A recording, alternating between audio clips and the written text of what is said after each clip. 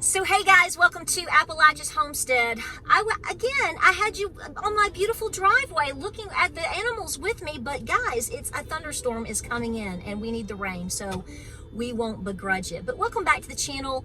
Welcome here today. I hope you're having a great Labor Day weekend.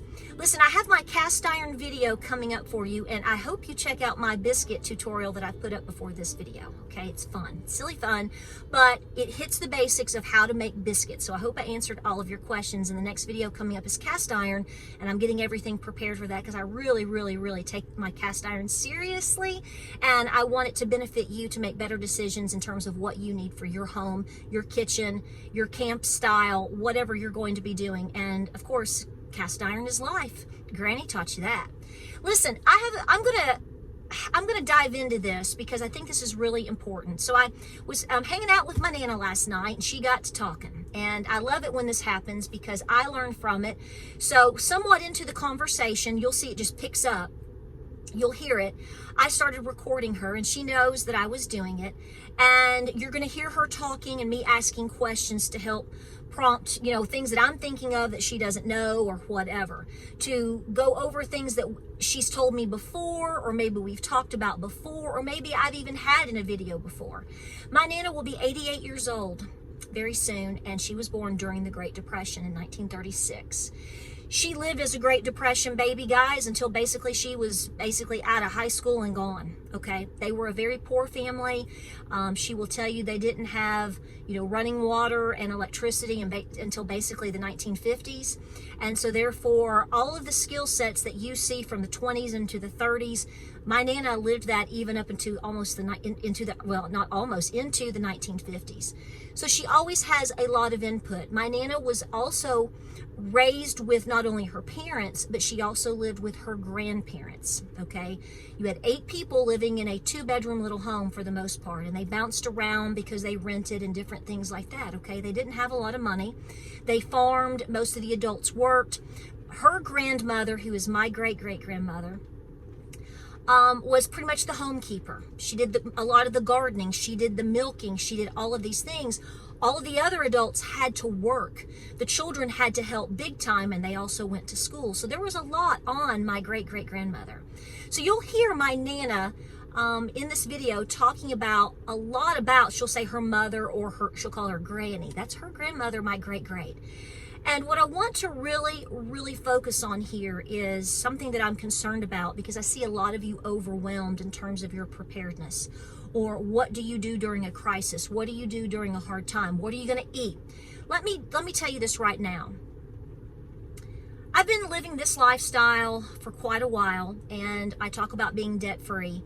And there's a lot of skill sets that I really focus on, and some that I'm still learning. And I think what's happened, especially in the homesteading community over the last 15, 20 years, I think the importance of understanding what your grandmother did has been a little bit lost, okay? Let me explain that. A lot of skills that a lot of people on YouTube videos and blogs and vlogs and tutorials, which are all wonderful and they all count, and somebody's mamaw did it, okay? I get it, and I'm not knocking that. But here's the bottom line. Not one person or one family will absolutely do everything. And this has been on my mind for a couple of days, and this is why we were talking about this last night, and I want you to hear it from my Nana. You see a lot of videos and things, and I've done them too, focusing on bread, focusing on fermentation, focusing on beekeeping, it makes you feel like you're supposed to be doing all of these things. And let me tell you, you cannot do every single thing. At least you will not be able to do everything to your expectations, to your expectation. You will fail. There are failures, or you will overwhelm yourself. It is better to understand what works best for your family. And I always encourage people to look to the past, their family history, your grandmothers, your ancestors, what worked for them in your region. Now, I live in the region in which most of my ancestors have come from for the last 300 years, okay? I mean, that's just the bottom line. I'm here, and I'm fortunate to have that. But here's the thing. So I interviewed Nana real quick, and it's about 10 to 12 minutes, and I'm going to play it, And I'm going to show footage, but you're going to hear her. I didn't film her. I just recorded her. And I asked her about fermentation. She was like, we really didn't do that. I'm like, did you make sourdough? She's like, heck no, we didn't make sourdough bread. If we had white bread, it was something that we bartered or bought, for example. They didn't raise cattle for beef. Not at all. So she goes into a lot of different, and there's more that can be talked about. Believe me, we've covered that in many videos. But what I'm trying to say is the diet was very basic. They didn't starve per se, but let me explain this to you. You had 4 adults in one little house, all working, all gardening, all milking, hunting, and scraping by to do so. And then you had children that were also assisting in all of these chores as well. And you're going to hear what my grandmother, my Nana, ate. And it wasn't just for a time period or maybe, a couple of years. This went on until she basically left home and went to business school and got married. Okay? This is the way they lived, and this is how they got by. Okay? So when you are overwhelmed by thinking you have to learn and do everything, I want you to pull back for a minute, take a deep breath, pray about it, and go, okay, let's be honest here. Let's be true here. What really is going to pull me through? Am I going to have to barter? You're going to hear her talk about that, buying things or perhaps bartering for things, because they did all of those things too. But the diet was very basic. And you have to understand that the expectation of today, because of all the things that we have been exposed to, and they're wonderful, things that we can go to the fresh market or the farmer's market or this or the cafe and get, a lot of those things didn't even exist to these people back then, okay? So that is something I want you to consider. Being able to do things is wonderful, and I encourage all skill sets. Everything counts, but at the same time, I feel your stress. I can stress myself out too, thinking that if I don't ferment my carrots today, my great-great-grandmother never fermented a single carrot. Do you see what I'm saying?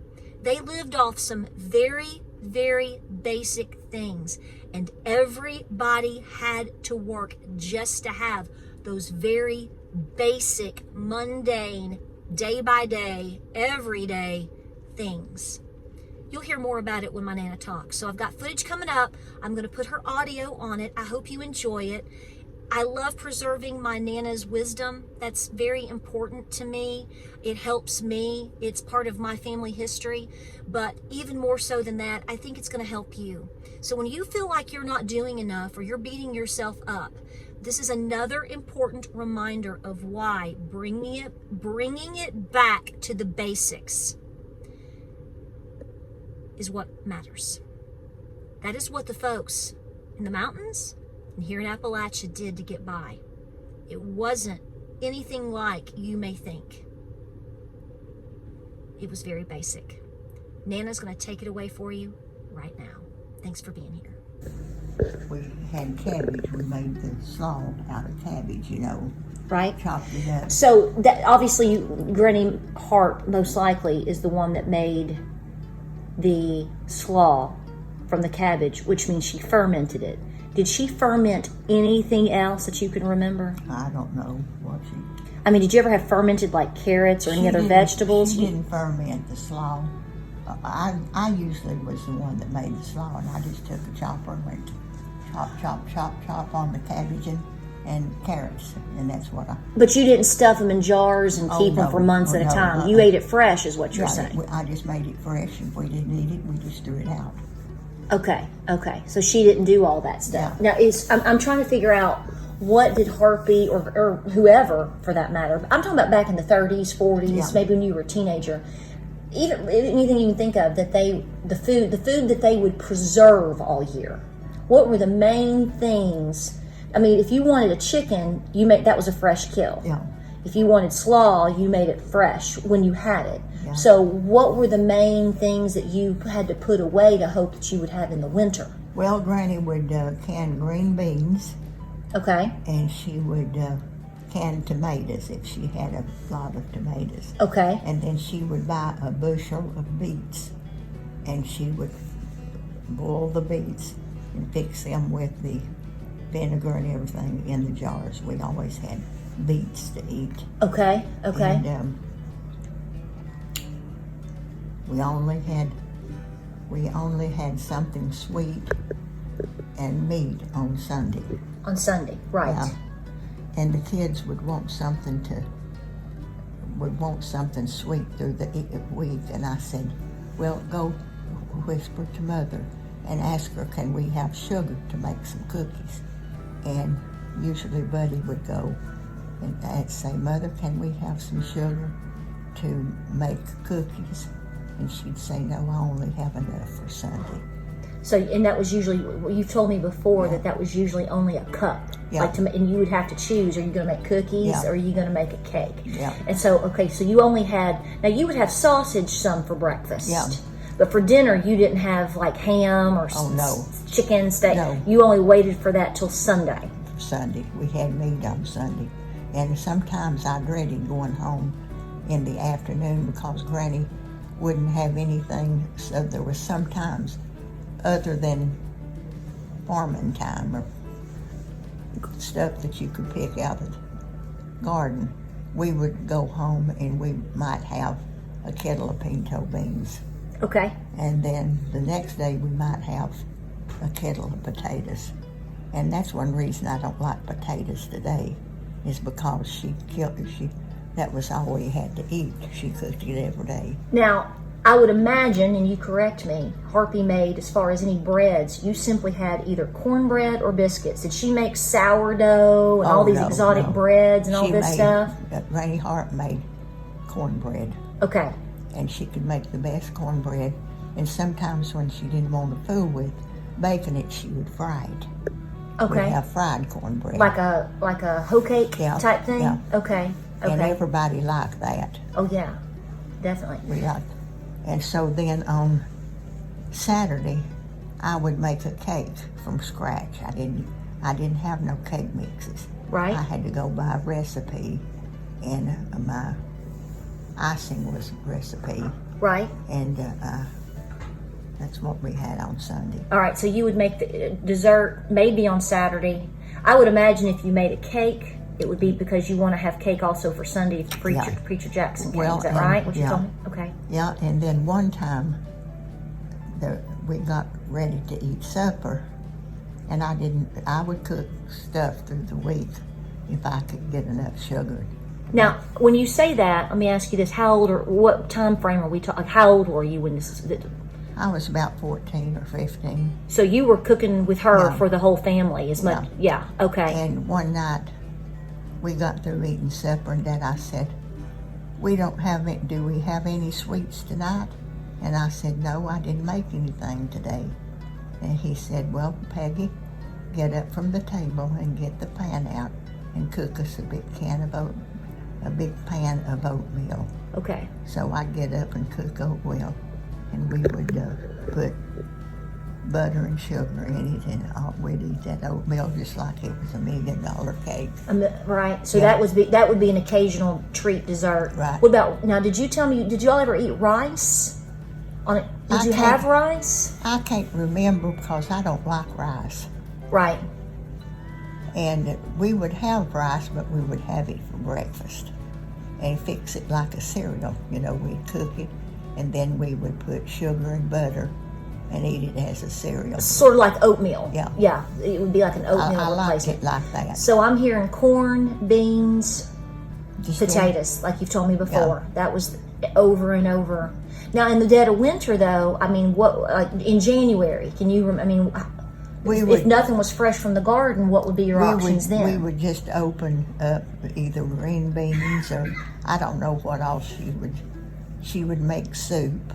Okay. And canned soup, and we'd have that, and then we would still cook pinto beans in the winter. What kind of soup would you have? Vegetable soup. Vegetable soup from things basics that she's already, the corn, the tomato, the green, so you can, and you would have cornbread. What about white bread? Did y'all just buy the white bread from the rolling store, or how did you, Yeah, especially when I started to work, I bought white bread and made pimento cheese, or bought pimento cheese. Now, when you say work, does that mean when you were still living with them or when you were already out? It was when, let's see, did I go to work the telephone company? I went to work at the telephone company when Mother and Dad, I lived up on the hill in the brick house. Yeah, so you already graduated from high school. Yeah. I was really kind of thinking like when you were 10, 12. I mean, I wouldn't think sandwiches weren't. Well, when I was that age, for dinner, we'd eat a peanut butter sandwich. Okay. Or we would boil eggs and make deviled boiled egg sandwiches for dinner. Now, the bread, though, Harpy didn't make the bread. No, you would just buy a loaf? We just buy a loaf from Okay. wherever there was. Right. What about chocolate or bubble gum? I remember you said you told me about the bubble gum already. Oh, the first piece I ever had. Yes. They came, to me in school and said, but there's bubble gum out now? And I said, well, has anybody got some? And somebody had bought some. And I said, oh boy, and I chewed that bubble gum. And then at night, I put a cup of water in my little dresser drawer and put a bubble gum down in there to save it because I was afraid I wouldn't get another piece. How old do you think you were when you did that? I was probably 10 or 12. Gotcha. So this was in the 40s by then. So Yeah. you had never had bubble gum I until... had never had bubble gum, and when I had it, I was afraid I would not get another piece. So when I got ready to go to bed, I put me a little glass of water down in this little dresser that I had bought me, and put water in it and put my bubble gum. And then the next day I'd get up and put that bubble gum back in my mouth. Now, when you all would process the hogs, a lot of people now do all these fancy, it's not fancy, but they do all kinds of different cuts. I've only heard you talk about making sausage. So would they make bacon as well, or was just everything predominantly ground into sausage? No, it wasn't. They would hang up hams. Okay. And let them. Then they'd sugar them. Cure them. Yep. And we made the sausage when we had the cows, and then when we quit having the cows, we just bought the sausage because Granny loves sausage. Now, what you said, the cows? You mean the hogs? Yeah, the hogs. Okay. Whatever you make the sausage. The hogs. Right, yeah. right. But I don't remember. We talked about it before, and I don't remember even when I used to stay with Harpy. She never had bacon. She just wanted sausage. We didn't ever have bacon. We had sausage. Okay, so you had hams and you had sausage. That was what about pork chops? We'd have pork chops. Okay. They'd cut different cuts, roast. Okay. And things, once we had the hogs. But the main focus was to have sausage over bacon wasn't a thing. Well, Granny, when we quit making sausage and started buying, every week Mother made a grocery list, and she'd say, Mama, what do you want in the grocery list? And she said, well, I want you to get my snuff. Snuff was top priority. Yeah. Okay. And she said, I want a pound of a pound of sausage. Okay. And I've heard Mother tell us she said Granny Harp loved sausage, so she would fry that whole pound of sausage and eat it at one time. And she said if we wouldn't watch, she'd even drink the grease. Yeah. And she still lived to be in her 90s. Yeah. Yeah.